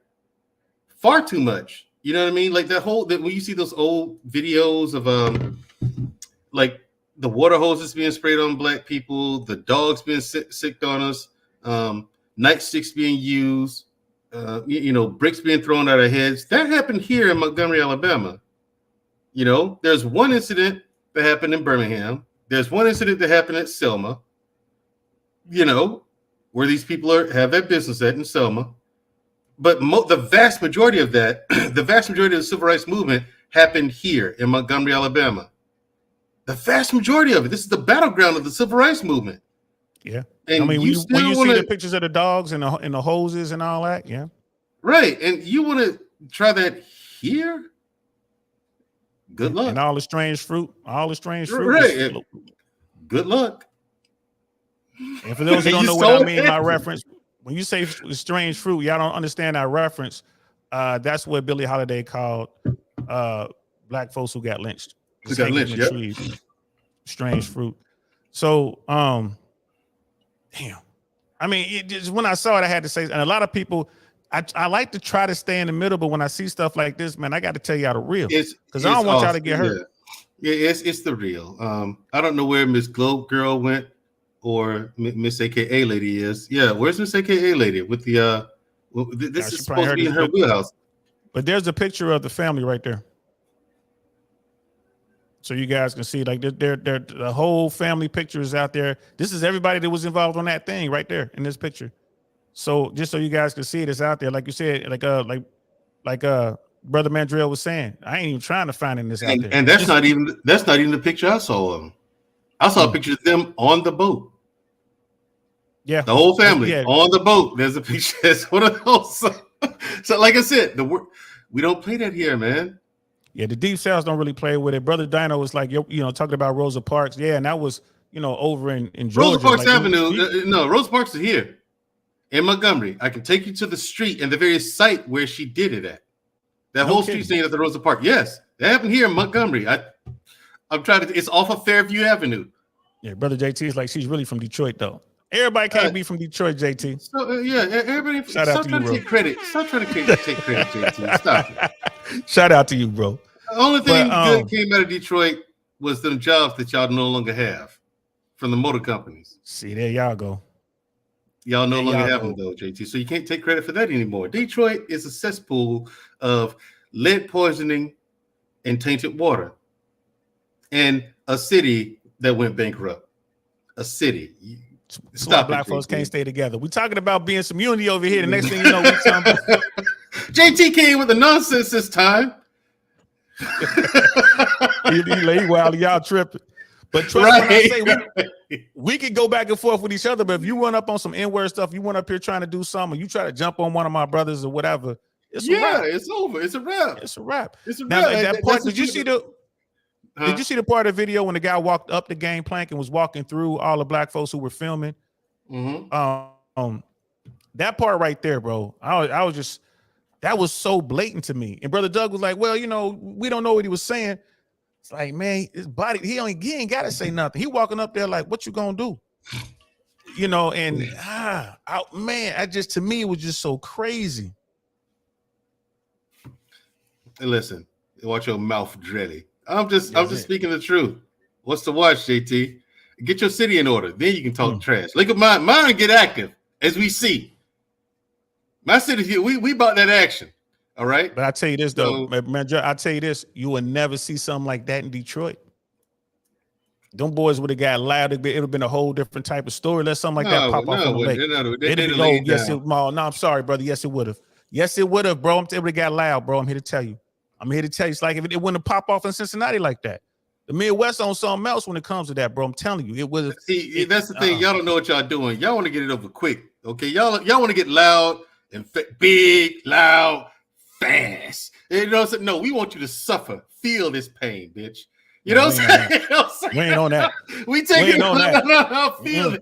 Look, we want to say, look, DL. Sometimes you get to savor the flavor. No, you and JT got to learn that, okay? Y'all from these big cities, okay? Montgomery is not a small city. In comparison to Detroit, it is. Okay, Detroit's a major metropolitan city. Credit where credit is due. Cincinnati is a joke and trash. So, y'all have different ways of doing things, but here we want you to suffer. We want to enjoy that shit. Welcome to the Nasty Natty, bro. Welcome to the Nasty Natty, home of the Berserkers. You come up there with that, boy, it's going down. I've seen it. It will still be a problem. It won't just. It takes days to settle that down. No doubt, it still would have been a problem. But the thing is, like, even the black people who are there and who are involved knew. Like, that's why not everybody on the dock jumped in. Once there's enough, the thing is, once there's enough going on, we're like, all right, that's enough. You know what I'm saying? It's like, yeah, let them have it.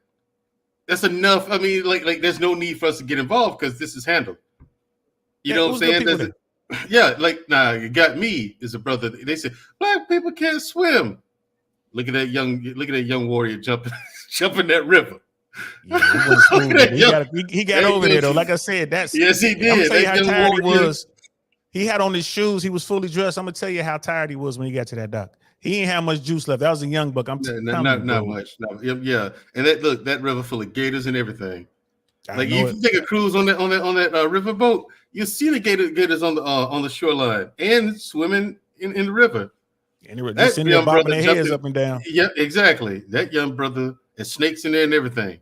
That young warrior jumped that snake and gator infested water. Come to that brother's aid.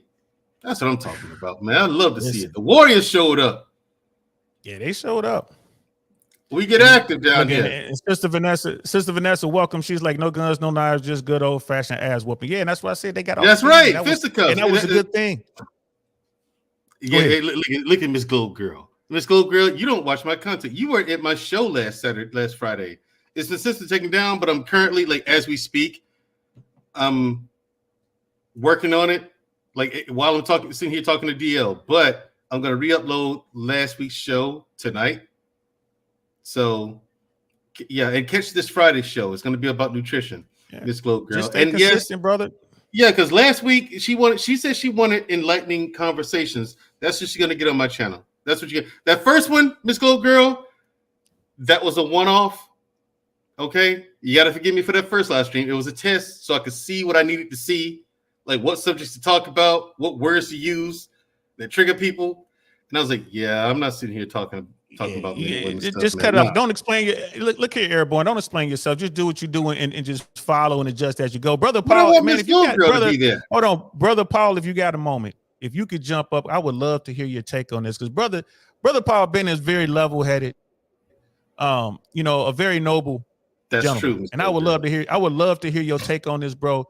Why do you need him? Why would you need Paul? Paul lives up north, okay? It's north of the Mason-Dixon, okay? So, Paul, you got nothing to say. See, the brothers out here, we get active, Paul. Don't let this Southerner get over here talking all this Geechee talk. Leave that Geechee talk down there in the South. Bro. I want to hear what some Northerners got to say. Come on, I want to hear from the carpetbaggers. Yeah, it'd be good to hear from Paul too if he could click the link and show up. We don't need JT. JT is from Detroit, so what's he got to say? You know what I mean? But Miss Glow Girl saying the brothers jumping off the boat and whooping ass in Alabama is not lost on me. This is when I admire black men for doing what it do. Absolutely. That's right, Miss Glow Girl. You know what I mean? And Miss Glow Girl said she's gonna come. She's gonna holler at you, man. She's gonna come over there. Just keep doing what you're doing, brother. Sister Vanessa, NYC in the building. I see you. What's good? Hey, listen, I'll tell you this too. There's another one. New York is such a melting pot. Sister Vanessa, how would this play in New York if people were at some recreational area and it was like some sort of racial thing between white, like a group of white people jump a black guy? How would that play in New York? I'm just curious, because I don't think that happens too often in New York. It doesn't happen too often in New York because everyone's pretty much sequestered off. Like the Latins and the black people, there's enough overlap there between the cultures since they've been living amongst each other so long. Like if you're in Spanish Harlem and Harlem, there's enough overlap there to where they're really in that much ruckus. There aren't many white people that live there, and the ones that do live there aren't racist. So for the most part, but yeah, here we all have our own form of racism. True. Like I said, the area where this took place in, there's a water park down there, the amphitheater's down there. There's a bunch of bars, and that's where the nightlife is, basically. You know what I'm saying? In the Riverfront Park area. That's another thing too, bro. You bring up a good point. That's where the nightlife is. If it jumped off when the sun was down as opposed to the sun being up, that would have been a different story too. Oh, it'd have been loud then. Yeah. Then it would have been loud. Yeah. Then it would have been loud, man. So like I said, that's right. Commerce Street is right there. In fact, you get on Commerce Street to walk down there to the riverfront. You know, and like that's the area where stuff like this doesn't really go down, but it's where everyone goes to congregate. But violence doesn't happen down there. It really doesn't. It's normally not saying 99% of the violence that happens here is way away from that area of downtown Montgomery. Way away. It's gonna be in the hood. It's gonna be in the hood. That's what that's what the drama gonna be. It's gonna be in the hood. It sounds to me like you're talking about where there's rarely, and when you go into cities, you don't have that drama downtown where everybody comes together. But in Cincinnati, right? In Cincinnati, it be jumping off. There was a Dodge City shootout style thing that happened in this part of downtown on the river, where it's all built up like by the stadiums and all that bunch of clubs, and not clubs necessarily, lounges and restaurants. This was about a year, maybe 2 years ago. Two dudes saw each other and it was on site, man. They pulled their thing. Dodge City, bro. That's what I'm saying. It's the deal. Come on. All of a sudden, two dudes saw each other and it was on site. On site, it was Dodge That's how City. y'all get That's why I'm telling you. I tell folks, man, the Midwest and parts of the South. When you're looking at the tri-state area, I'm talking about Ohio, Indiana, and Kentucky, right? When you're looking at that, like Southern Ohio, Northern Kentucky, right, bro. Them dudes ain't playing. From Chicago to Indy to Cincinnati, all the way down to Lexington, Louisville, Memphis. Man, look, them dudes don't play. Yeah, Memphis is another place. Memphis is another place, man. That just listen. If you white, don't mess around in Memphis. Don't. Nashville's a different story. Nashville, Nashville, you'll get away with it. But Memphis, don't play. Don't. I know you got Graceland and everything there, but don't play. Don't go to Memphis thinking it's sweet. Do not.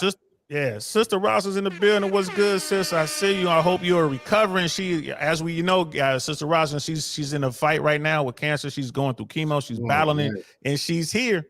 She's here. So, yo, please, whoever you pray to, whatever God you pray to, all the gods, whatever, please send some good vibes Sister Rosalind's way, because she is right now battling and winning. So we just gonna, keep her going with the good vibes. Miss Globe Girl in New York, the entire Black community and Puerto Ricans will whoop ass too. Yeah. Like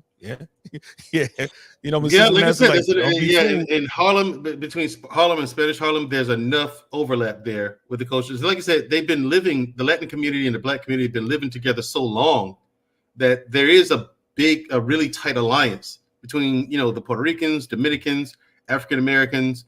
There's enough glue there to where they would have each other's back. Here, not so much. I mean, there's not much diversity. You got Asians, you got Mexicans, you got blacks and whites. The rest, and the Indians, they're pretty much non-existent unless you're talking about business. Like, they own a lot of American delis, a place where you go get hot wings and Philly cheesesteaks, stuff like that. And it's good food for what it is. Yeah. That would be equivalent to like a bodega in New York or something like that. Right. Right. And then the Koreans, they own the Hyundai plant. They also own the Dunkin' Donuts. Yeah, the Hyundai plant where they make Hyundais. Like, that place that's here is in the Guinness Book of World Records. Like, from sheet metal to driving that car into the staging area, I think it's like 35, 45 minutes. Like, it's less than an hour to make a car. They take less than an hour to make a car, man. It is very, And that's where most of the people go to work. They go to work there or one of the subsidiaries. You know what I'm saying? One of the companies that I think is Glovis that contracts with Hyundai here. But a lot of people go to the work. I don't, because factory work, once you've been on the SFODA, a regular job ain't for you, man. It's just not. I mean, I've done contract work after that. Hey, bro, once you've been on just a regular train, bro, like just one airborne mission, I'm not going into a factory. Right. You know what I'm saying? It's a different world, bro. Right. You can't, like you, airborne is in your blood. I can tell. You rep it all the time. It's in your blood. There's some things that you would do if you absolutely had to, but if you had another avenue, you ain't doing that shit. Nah, I ain't doing that shit. So if you had another avenue, you ain't doing that. Nah, Sister Vanessa was saying in 2021, a white man was harassing his black female neighbor in Long Island, right next to New York City, and at least 1,000 brothers showed up. That's right, bro. You with the Wu-Tang show up, man. You're gonna get Marcy up in that joint. They're gonna be looking for son. Yeah, son. Yo, son, what's up, son? when New Yorkers come at you like, yo, what up, B? They start coming at you, yo, you better get up out of there. And New Yorkers don't know how to act either, DL. They don't know when to call it quits. When it's over, see, for us, when it's over with us, it's still a measure of some margin of honor. You know, say like, okay, he's had enough. Fair play. New Yorkers, no such thing. You got to put him down and keep him down. You know what I'm saying? They don't New York. Like I'm trying to tell you, it seems like the further north you go. It's like not just it's like the whole Midwest, bro. Like people don't play, man. You go out there in Kansas City and see what they do, bro. It's the whole meal. It's a whole nother way of doing business. And I mean, like down south, I think the most tolerant black folks in America, for the most part, are down south. The further north you go, man, the further west you go, yo, people ain't trying to hear that. But it's only black people are only in so many parts of America. Like, you know, America's such a big country. We only populate certain parts of the country anyway. You know, so I mean, it is what it is. Brother Lou's in the building. What's good, fam? You know, Miss Glover was talking about go to East Flatbush in Brooklyn to see what happens. They wouldn't make it out. Don't play with it. I feel you. That's New Yorkers ain't no joke. Yeah, I spent a significant amount of time in Flatbush. She's not lying. You know what I mean? We got Black David in the building. What's good, fam? Good to see you, man. You know what I mean? Thanks for coming through. And we're gonna wrap this up, but you know, the racial element in America is still here, but in my opinion, it is far better today than it was 20, 30, 40 years ago. What's your take on that, Brother Medjo? It's absolutely better. Here in Alabama, though, there is, like I said, there is a margin of fair play and masculinity in Alabama. Mississippi is a hot mess. Even when I'm driving out west, I don't stop in Mississippi. Like I'll stop in Demopolis, Alabama, gas up, and drive straight through Mississippi. That is stuck in the 40s and 50s. It really is. It sucks there.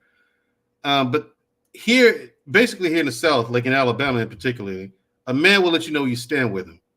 So if he doesn't like you because he's black, he'll let you know he don't like you. You might not say it's because he's black because it's unspoken. You kind of know. Like if you got no reason not to like me. I just don't like you. I just don't like you. But then you see him not interacting with any black people that he doesn't have to interact with. Oh, you put it 1 + 1 = 2. You know what I'm saying? But here a man will let you know where you stand with him. So I can work with a racist person. I just ain't got to deal with him. Otherwise, you know, other than work. And so if everyone knows where they stand with each other, you can at least cooperate to get something done. And that's kind of the general consensus here. Stay out of my way, I stay out of yours. Either one of us step out of line, we know what time it is. But isn't there also time to get active? But isn't there also good relationships in the South with folks? What do you mean? In the sense that, I mean, because we're making it sound so hardcore, but isn't it also relationships between Americans, white, black, whatever, has also gotten better as well? Because when I was talking about the systemically it's gotten better, but on an individual basis, I think it's gotten better too. Yeah, but like here's the thing: a white person could be as racist can be, but if he saw a black person laid out bloody in the street, he'd at least call an ambulance or something. Okay, you know what I'm saying? You still have a chance to someone like, okay, there's still a heart there. It's still today it's gotten better because they now at least see us as human beings. Okay, you know, so there is some margin of, you still got some out there that won't call the cops or call an ambulance for you. There's always a margin of that out there somewhere. However, but it's a lot better as far as them seeing us as human beings and acknowledging us as human beings. They just don't see us as equals, if you get what I'm saying. Brother Bennett's in the building, man. What's good, fam? I'm glad you're here, man. Let's hear what you got to say, man, because I definitely want to hear from you. My pleasure. Man, thanks for coming. Absolutely. Yeah, you know it. Absolutely. What you know actually, that was now I really appreciated, just as you said earlier, that it could have got a lot worse. And I'm just really happy that it turned out the way it did, that those who were most responsible for it were taken in, and that people just kind of came together on that on that issue without the knives and the guns and all that kind of stuff. It almost makes you think that if we had a society where just you didn't have access to these high-end assault weapons and whatnot, if all issues could be resolved just with the hands, how much better off we would be. rather than just having, because anybody can, get one of those weapons and just assault people with it or whatnot. But it just seems like there'd be a lot less a need for that if you just didn't have access to those. So I know I'm talking to two gun guys here on the show, so I know you guys aren't trying to hear that, but it just seems like, that's the way it should have been handled. But I was talking earlier about the Northeast, and definitely stuff like that usually doesn't pop off here. I mean, it's very, very rare that something like that would pop, unless you're in an area you're not supposed to be in. If you're in like in an upper suburban area or whatnot, then you might worry about being by yourself. But I mean, Mandrell, Montgomery, what's that, like 30% black? What's the black population in Montgomery?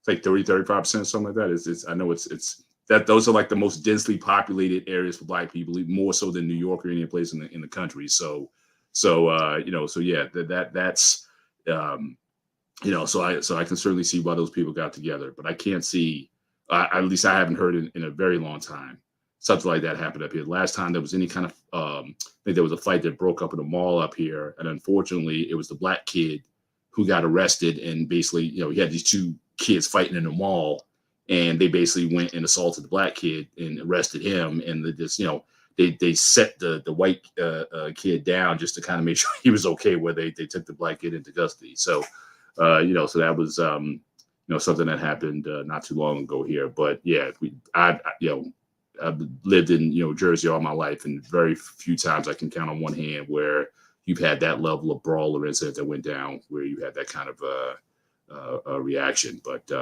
yeah, honestly, I admit I was kind of buoyed to see how the men came together, and if we could come together like that rather than at each other, we'd be so much better off, and deter people from taking that course of action. So I thought it was the best outcome that could have happened in light of those circumstances there. And I think that's a great point that you just made there. Like, man, if we could only come together, and I would push back a little and say that we do, because the brothers on this platform, right? The brothers, Black Man Unfiltered Network, this platform, Suzette Speaks.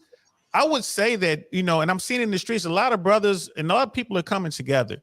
But could we do a better job? Yes, absolutely. We absolutely could. And as far as the weapons go, I think the reason there was no gunplay is because it was in a state where most people thought everyone else was armed. So it kind of like takes it off the table. It's like, well, if I pull this thing out, I'm gonna go pull it out. Yeah. That does come to play too. DL. Like, okay, here everyone is armed. And at any given time, everyone can be. Open carry, you don't need a license, none of that. Wow. You can open carry, you can conceal carry. You don't need that just happened last year. That Governor Ivey put that into place, which Governor Ivey, DL, you want to do a show about governors? Governor Ivey has got your governor. There's some competition when it comes to idiocy. Yeah, okay. For president, so. Yeah, that's true. Mine ain't. It's a female, so she's not. She ain't running for president. No. So, but yeah, when it comes, I bought my gun license, I renewed it, right, and it's $100 for 5 years. No, for 5 years, yeah. So I paid my $100, get my picture taken, the whole 9 yards. Like, yeah, just think, you don't need to do this anymore. Why not? Because you don't need the license to conceal and carry or open carry anything anymore. You don't need a license. I don't need one to buy one either. No, you don't. Well, she said, you never needed one to buy one. I said, yeah, I'm aware that I've never actually used my license to buy a firearm. She said, yeah, but you don't have to come here no more and get this. I was like, man, why didn't you tell me this before I paid my $100? Wow. And got this. I got my get their money, bro. Get their bread. Yeah. But here's the thing. But man, here's the thing. The Brady law still is in effect, right? So even, you still got to wait your 3 days unless you're like in Florida. I'm licensed to carry. So when I go buy a weapon, I don't have to wait 3 days. I just show my license and I walk out with the weapon. If I don't do that, I got to come back in 3 days to pick the weapon up. So that's you still have that federal law on the books. So so you can't just walk in and buy a pistol. But I think you can buy a shotgun or something. Yeah, like you can buy a shotgun. You can buy AR. You can buy 30-06. I can buy a pistol without the 38. Here's the thing: how many businesses have to comply with those laws. I mean, all of them federally. If they don't, then the they're feds will come supposed down on to, them. but how many actually do? You know what Here I mean? in Florida, Like, all of them. I ain't gonna lie to you, all of them. In Florida, they don't pay. Now, if I can buy, you know, there's the loophole in the Brady bill when you could go out to a festival. I could buy from an individual owner, and you don't have there's that. But if I go into a gun store, and I don't show them my concealed carry, I have to wait 3 days. And I haven't come across anyone who's even remotely willing to waive that because it's the feds. And again, no one wants to deal with the feds. Ask President Trump. No one wants to deal with the feds. When they come see you, you got a problem. And when they come see you, normally they got you dead to rights anyway. Yeah. I already know what you did. They don't come after you unless they know for a fact you're doing whatever it is they're looking for. They don't come after you. But when they know, they got you. If they come, they got you. Yeah, they got you. Brother Chris Smokey has like, I tried to get a concealed carry permit in California. You need an act of Congress for that to go through. In LA County, in San Diego County. But here's the thing. There are certain counties in California where it's not a problem. I know people who had concealed carry licenses in California. It depends on the county because it boils down to the sheriff. It's not a shall issue. You know what I mean? I think the way they do it in some counties or some states, the sheriff shall issue that if you want it. I think there's some wording in there where like they should issue or whatever. Yeah. So it's kind of crazy. So and Brother Ben, it's the first time we've had you on here, man. So again, I'm glad you're here. Appreciate it. Glad to be here. And I've appreciated a lot of the content you've been putting out over the last weeks when I am able to catch your show. You really appreciate your content. I appreciate that because we got a lot of you New Yorkers and New Jersey folks in here right now, man. I'm trying to I get ganged up on if I beat up on all of them, man. But so you were born and raised, or did you move? What's your story, bro? Born and raised. Well, my kinfolk, they're from Southwest Georgia, so Donaldsonville, Bainbridge. I got people in the Tallahassee Panhandle, Alabama. You know, so that whole area is where my both sides of my family are from. But I was born and raised in New Jersey. My dad, he moved up here after the military because you had Ford and GM plants up in this area. He worked at Western Electric, which was like AT&T and all that. So he was up here for a lot of years. He helped a lot of my kinfolk from South move up there. So they all got jobs, like I said, Ford, GM. So, so a lot of my family had moved up here. And, but yeah, born and raised in the state. I did live in Georgia for a couple years from like 73 to 74. I was down in that area for a while. So again, grew up, went to my grandfather's house, outhouses, the whole, so that whole Southern culture and whatnot, very, very familiar with it. And, moved back up here and been up here ever since. I think the one disconnect with most of my family is most of my cousins who were up here, they spent their summers in the South. But I seldom did I ever go. I'm the Northerner because I'm the only one who doesn't have an accent. All of them have accents except me. And so I'm the Northerner. I'm the Yankee guy. So anytime I go down and get around for family reunions or whatever, I stick out like sore thumbs. Like, yeah, he's definitely the Northern guy. But just hang out with Mandrill and Shushu for a couple of weeks, and you'll be talking like a good old boy in no time. Them boys down there. Shamaria, her New York accent is starting to bleed out now. I've noticed. When I talk to her, I'm like, you sound more and more like a New Yorker every day, right? She said, I know, right? Right. I don't want to lose my Southern accent, though. I said, you're probably not. I mean, you've been doing it for God knows, for decades. Your whole life. So your whole life. Yeah, your whole life. You're not gonna lose it. Yeah. But all you need is a little liquor. Put a little, just drink a little liquor and have right. Out with if you notice when she gets really excited about something, that's when the entire Southern accent comes out. It's like that's what it is. And guys, go and check out Mr. Brother Paul Bennett's Instagram. That brother's always working out, man. I'm like, you because of y'all, I gotta go out work. I went and got a trainer. I'm about to start getting it together, about to do that one last push because I'm in my 50s. And these young dudes are walking around fat and all this other kind of stuff. I'm like, look, if I get my body together in my 50s, you in your 20s, you got no excuse. But what's your drive for that, brother? You just trying to just live healthy or I'm just curious. Yeah. I mean, unfortunately, just in the last couple of years, I've lost some good friends of mine in their 50s just due to, obesity, poor health, conditions, whatnot, just not taking care of themselves the way they should. But I'm still, work. I work in the IT field. And my thing is I'm competing these days. I'm competing with, 35-year-olds.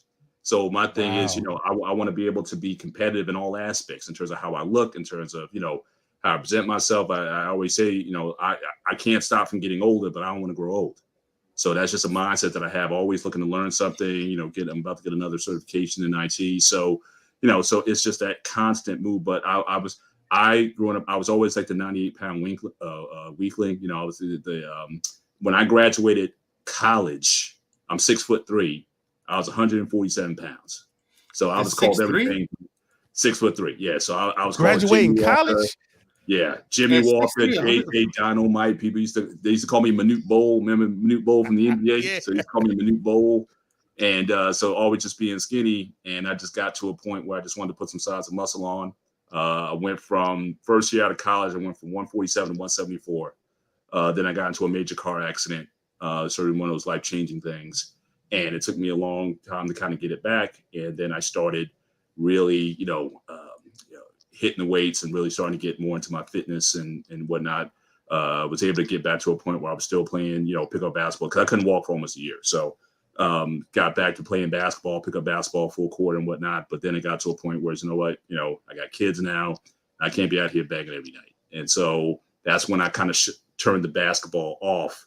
And I got solely into just the gym, just weightlifting, lifting weights, and just putting the size on. And then it just became just a challenge. So I would say, well, I get up to like 175 and then stop. But then you realize you need what the next challenge is. So then it just kept growing and growing from there. So, definitely getting more fit conscious, watching the diet, definitely a lifelong fan of bodybuilding. I mean, Pumping Iron is still my favorite documentary of all time, with Arnold and those guys. So, so yeah, it's just been a part of the lifestyle and just on a day-to-day basis, just being physically strong. I think just on a day-to-day basis, I use it in all aspects. I mean, I got daughters who are going back and forth to college, just, taking luggage upstairs or just lifting stuff, moving stuff around.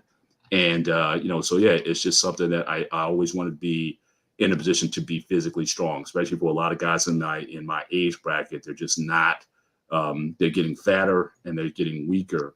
And I just always wanted to just be as fit as I possibly could be for my age. And that just became a passion for me. So I became a certified personal trainer, so, I've always enjoyed teaching and working with people.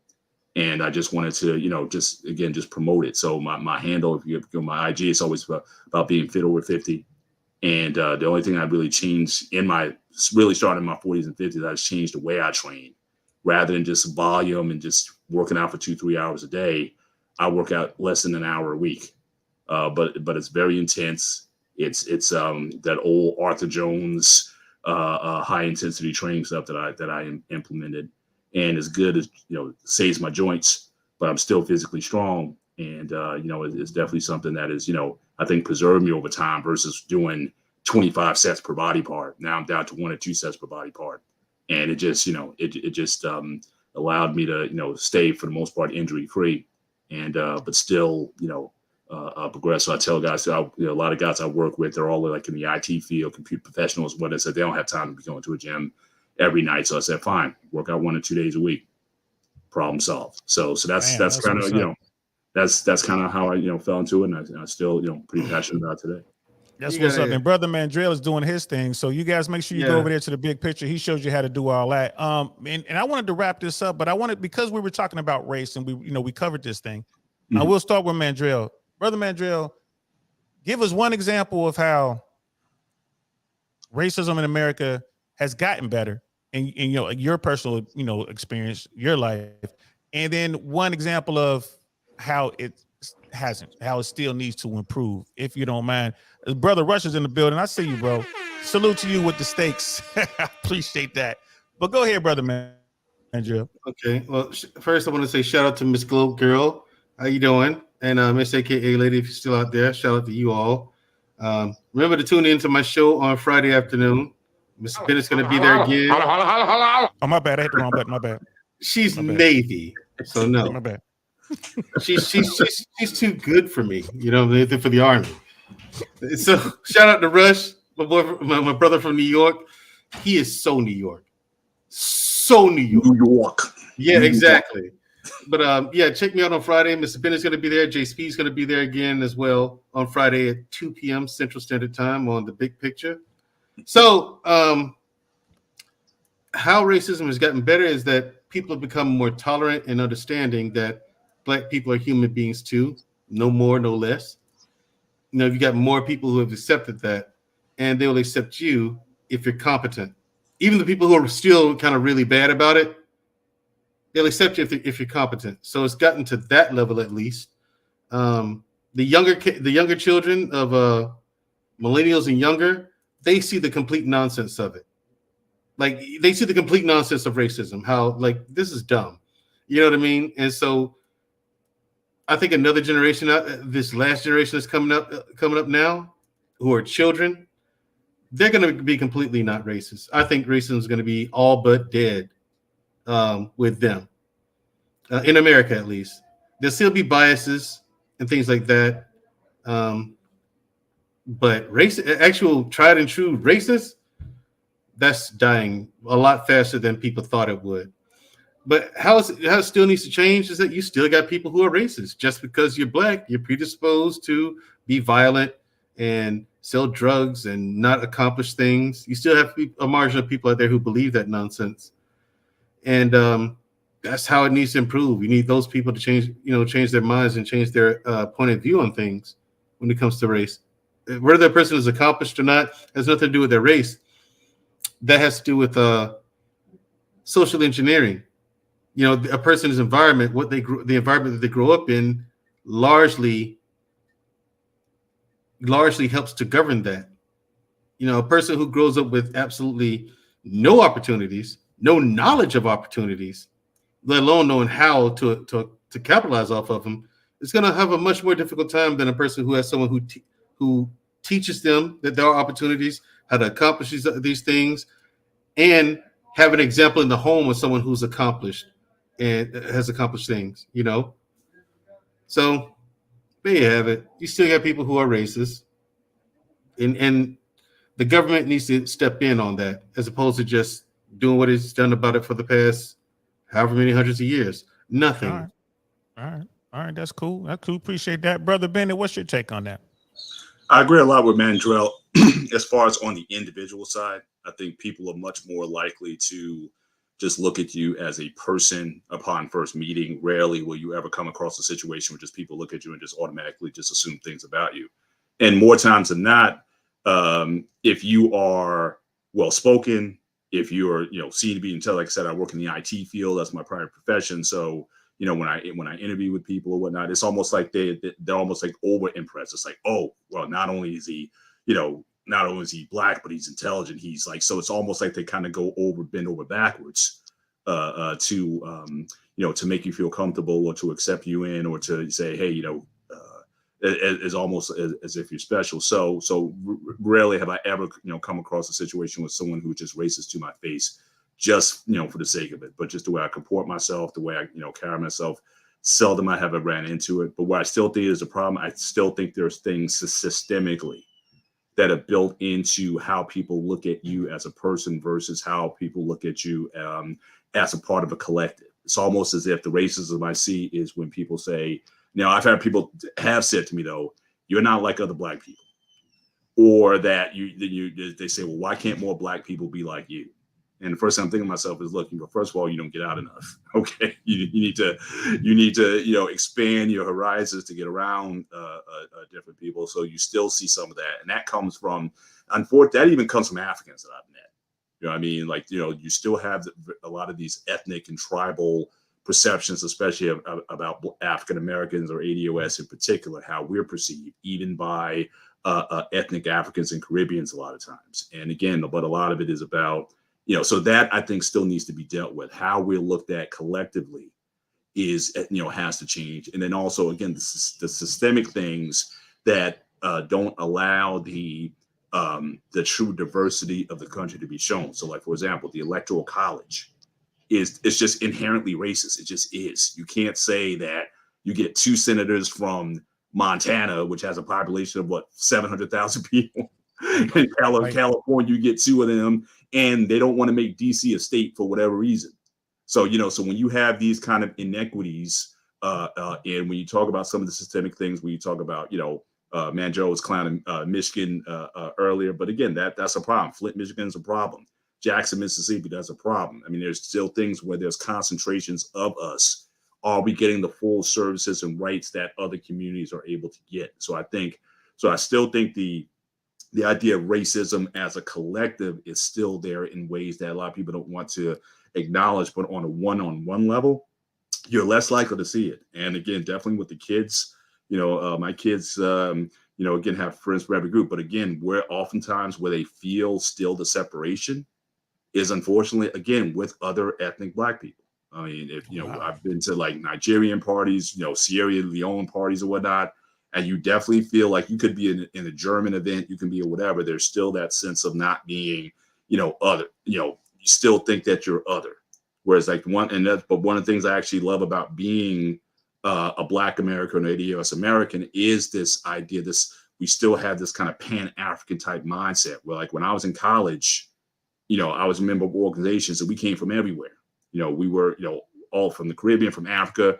We were Black as an identity, not so much as a race. In fact, more times these days, I don't even think of Black as a race. I think of it more so as an identity or a collective of us coming together for common cause based on common experiences. And if you look at the collective throughout the world, you see all these common things that should be bringing us together. But, we can get into these spaces and we're getting more tribal. And I think also what's different today is the fact that you have a lot more of these ethnic populations that are growing. I mean, America in general is becoming less the quote unquote melting pot.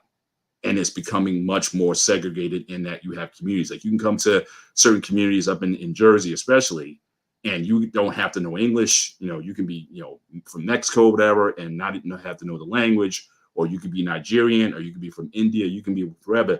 The communities are large enough where there's not necessarily a need to be to integrate, because you can function, you can have a decent life within that community. You can bring whatever that cultural milieu that you came from, you can bring it here, and for the most part get by here because people who more so embrace the culture here, you can survive. So there's less of that wanting to be whatever an American is. So again, people call themselves, I'm Ghanaian, I'm Nigerian, I'm Jamaican, I'm this or that. But the idea of being Black, that's still something that even amongst Black people, I still think we need to have some more conversations on, so that we can come together, on some of these systemic issues that are still plaguing all of us. So that's kind of what I'm saying. So on an individual level, I think it's a lot better. Systemically, I still think we have some work to do. That was a great point. That was an outstanding point, bro, for real. That's why I wanted you up here, because man, judges be coming with that country boy shit. Sometimes we need a northern to come on here and give us a good view. Like I still got my roots. Don't take my roots away. Me and you both. I'm still showing my bottom lip. I still got still there. And me and you both. Like I'm from Cincinnati, but my people, my people from Georgia. I know what plantation, so I know where I'm from. You know what I mean? So, but I want to thank both you brothers for coming up here.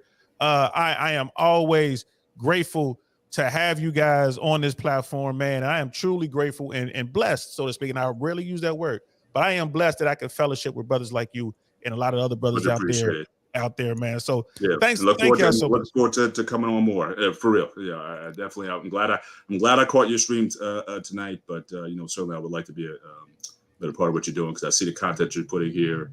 Very positive, and you're just funny, bro. You're just like a happy warrior, bro. And I try to be. Thank you. Now the one thing I gotta ask you though, how's your boy Joe? Because when we win the division this year, I don't want any excuses or whatever. So I heard 2 or 3 games. So is he gonna be? What's with your boy? Y'all ain't gonna listen here, man. Y'all ain't gonna be listen. All I gotta say, y'all gonna be walking around because Joe gonna do what he do to y'all, and all y'all gonna be saying is this. Well, that's great. This is fucking great, man. Now what the fuck are we supposed to do? That's what y'all gonna be saying. We roll up in there. Okay. Just so you know, ain't nobody worried about y'all, man. Y'all know what's up with them Bengals. How about them damn Bengals? We coming. All right. But nah. But I look forward to the season, man. Yeah, I appreciate y'all coming through. You are always welcome here, brother. I've told Mandrill this a million times, and I'm telling you this now.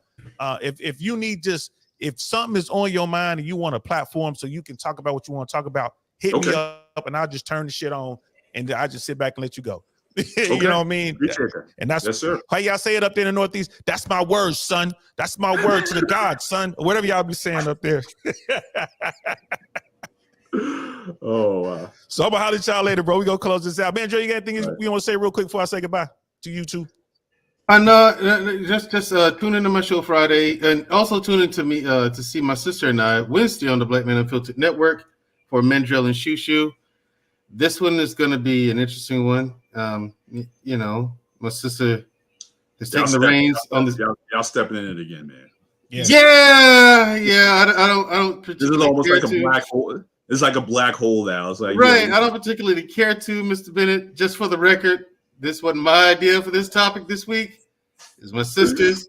You're gonna hear her talk a lot more than me this week. I'm gonna keep my mouth shut. Not trying to get anybody's platform taken down. So wish us luck and tune in. I was meaning to ask you, how's she doing? I know you got the Screen Actors, strike and all that kind of stuff. So how's she? Is that she being affected by that a lot? Yes, she's been affected. Nobody's doing anything. No one's working. I was just thinking about that. And all the TV shows have stopped. Production on movies have stopped. Yeah, and no one's the residual checks that you get. That's like it's like like it's going from this much to like this much, and it's like really. So my sister's like, they need to get it together, you know. So we talked about that. Shushu was on this platform. We were talking about it. We were talking about the strike and stuff like that. Yeah, she's pushing through it, man. But that's affecting Hollywood, man. It'll probably go until January. That's like any other strike. I mean, you worry about you think about like the big stars and celebrities and whatnot, but the people who get hurt the most are those people who work on set or the people who just work in the kind of 9 to 5 thing. It's like you think everybody's making $20 million a film, and that's not true. You know what I mean? So not at all. It's that's the unfortunate part where all these people, these gifted artists and graphic artists and set builders and just all these people who are on the sidelines because of all this. So that's for me, that's the unfortunate thing, and that's certainly a reason why I want to see this thing come to a head so that those people can get back to work, because it's just a shame that these people have to be sidelined because of this. When writers go on strike, it affects everything and everyone involved in show business. And Brother Lou was saying, so should we order movies or slow down the support? That's a tough one, because the residual checks are still there. But if we shut off the money completely, then those like Mandrell said, they'll go down even more. That's a tough one. You know what? That's a good topic. I might have to talk about that. Might have to get a couple of my friends on. I know some directors, some writers, some actors, of course. That'd be dope. That's a good one right there. Thanks, Brother Lou. I think I'm gonna do a show on that. I'm gonna do a show on that. So all right, fellas, man. Thanks again. Make sure y'all check out Brother Mandrell. Make sure y'all go support Brother Dr. Paul Bennett on his Instagram. Thank you, fellas, so much, man. I'm gonna drop y'all down. I'm gonna close out. That's for y'all. Appreciate you, fellas. No problem. You see, that's why you gotta associate yourself with a good team. A good team, y'all. A really good team. Brother D-Max in the building. Brother D-Mac was like, I agree with Mandrell. I do too. Black David was like, he's waving like, yeah, man. And we already had Brother Lou's up there. So here's the thing. I went pretty hard on this one, harder than I normally go. Y'all know I like to try to stay in the middle. I try to find that middle ground so people can talk and have that conversation. Today I went in a little bit. You got people who are fighting that seem racially motivated. The good thing is no one got really hurt. But I'm really glad I asked Mandrell and Brother Paul what they had to think about the racism in America and how things are changing. And I agree. I agree with what Mandrell was saying 100%. But I really, as Dr. Bennett, I keep saying doctor, as Brother Bennett was talking, I really agree with what he was saying when he's talking about the systemic issues in America when it comes to racism. And it's funny, you got 3 very successful brothers on a platform, and we've all heard it. You're not like the others. Because I'm competent and I'm black and I'm good at what I do, that it surprises people like I'm doing a magic trick. Ta-da. That's what he's talking about. That's that part right there that needs to change. Brother Mandrell was saying that we might be a generation away from racism changing from the way that we understood it as older people. But on the other hand, you know what I mean? Brother Paul is saying it's still systemically an issue. And it's within the apparatus that is America. If I call for an application or something like that and you hear my voice and I sound black, I am that much less likely to get the job, even though I am more than qualified, in most cases overqualified and competent. And until we fix that, America still has a very, very long way to go. So, that's just food for thought, y'all. Kick that around in the old think tank. America's we've gotten so much better, but I'm always afraid of us taking these giant steps backwards. And with the crazy political games we're playing right now, and with people trying to become more isolated with technology and all that, it could happen, guys. Get out there and have these conversations. Talk to folks. Talk to white folks, Latin folks, Asian folks, right? Talk to the Germans. Talk to the Russians. Talk to the Armenians. Talk to everyone, guys. Be out there. Be friendly. And communicate with your fellow American. What makes America great is the fact that we can all come together and claim America, the good, the bad, and the horrific, right? At least that's my take on it. I hope y'all had a good time. Thanks for rocking out with me. Sister Rosa, good show. Thank you, love. I appreciate that. I'm DL Saint. This is the Downrange Podcast, man. I got to go. I'm going to talk to y'all later. Peace. Darn, that's the end. I'll be back soon.